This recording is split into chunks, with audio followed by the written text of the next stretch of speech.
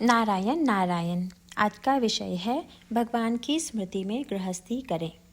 हमारे दुख का मूल कारण यह है कि हम रघुनंदन को भूल गए हैं, उससे दूर गए हैं।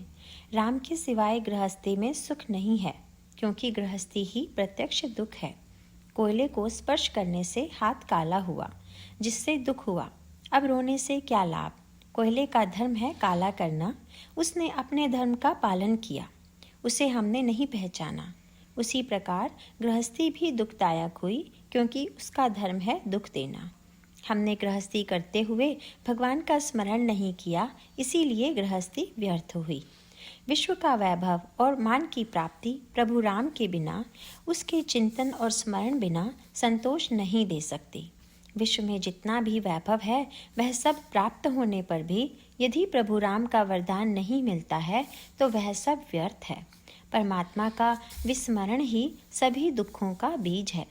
चिंता, अस्वस्थता, अहंकार, भय, अति तड़पन, ये सब उसी बीज के विस्तार हैं। चिंता और भय भगवान की विस्मृति के कारण ही पैदा होते हैं। इसलिए गृहस्थी में जो लाभ और हानि होती है, वे परमात्मा को हमारे मन से हटाती हैं, क्योंकि हमने कड़वा बीज बोया है। व्यवहार, सद्भावना, सदाचरण, लौकिक संतान, संपत्ति, शास्त्रों का चिंतन सभी बिना राम के शून्यवत हैं। संतान, संपत्ति, कीर्ति आदि सारा वैभव प्राप्त हुआ तो भी यदि राम की कृपा नहीं हो तो फजीहत होगी। गृहस्थी सतर्क रहकर करनी चाहिए, भगवान को नहीं भूलना चाहिए। इस प्रकार से गृहस्थी करने पर ही सुख की प्राप्ति होती है। भगवान का स्मरण करके ही सावधानी बरत कर गृहस्थी करना उचित होता है। मैं और मेरा का अहंकार छोड़कर भगवान को समर्पण करके ही उसके आधार से सभी कार्य करें। दूसरी तरह से कुछ नहीं करना चाहिए। मैं करता हूँ कि भावना न रखते हुए यदि कर्म किया जाए तो कली की बाधा नहीं होगी। दुष्टता की भावना न रखकर कर्म करने पर सरलता से कर्म होता है। यदि दुष्टता की भावना के हम शिकार हो गए तो कली हमें ज़रूर सताएगा, वही सबका मालिक हो जाएगा। जहाँ कली प्रवेश करता है, वहाँ से राम मन से हट जाता है। भगवान का स्मरण करके ही सावधानी से गृहस्थी करें, यही गृहस्थी के लिए मुख्य साधन है।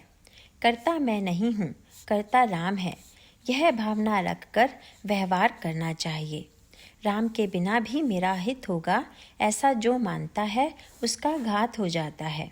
जब तक मैं ही सभी बातों का करता हूँ कि भावना हृदय में होती है, तब तक हमारा मन राम के चरणों में लीन नहीं होता। अहंकार का त्याग करने पर ही सुख हमारे पीछे पीछे आएगा, ऐसा विश्वास हो। जिसने राम को सब समर्पित कर दिया, वहाँ अहंकार का अस्तित्व ही नहीं रहता। यदि राम ही को हम सभी बातों कार्यों का कर्ता माने, तो जो भी बुरा होता है उसका उत्तरदायित्व हम पर नहीं होगा। हम क्यों पाप के धनी बने? इस विश्व में राम की सेवा के सिवाय और कोई साथ नहीं है। अतः राम के अनन्य शरण हो जाना ही दुख दूर करने का सर्वोत्तम साधन है। जो मन से भगवान का हो जाता है, मानो उसका जन्म अत्यधिक सफल है। जिसने अपने को भगवान से जोड़ दिया, भगवान से अद्वैत कर लिया, उसे बड़ा भाग्यवान समझो। जिसने अपनी देह भगवान को समर्पित कर दी, उसका जीवन